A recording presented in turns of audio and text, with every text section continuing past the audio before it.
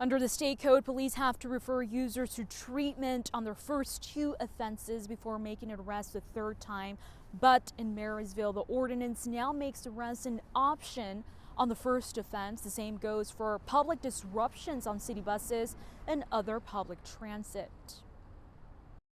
Our council took action that enacted a public ordinance that prohibited the use of narcotics in public.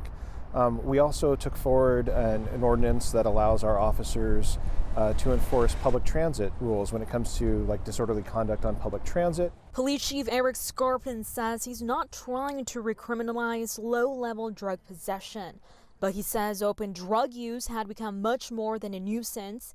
It was a threat. We don't want them to continue to victimize our community and victimize themselves, frankly. The police to be able to step in and be that last resort stop, right, where we're able to interrupt the cycle of addiction.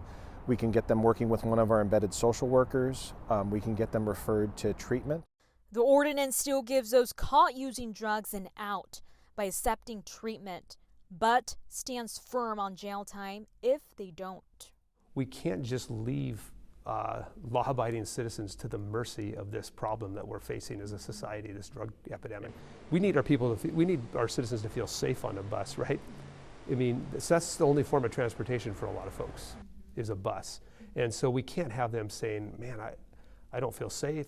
The new changes are welcome news to people like Marcus Cordova, a frequent user of public transit, though he still thinks the solution requires more than a jail cell. I see fights, people basically smoking fentanyl, dying, right there on the bus, on the sidewalk, at the transit center.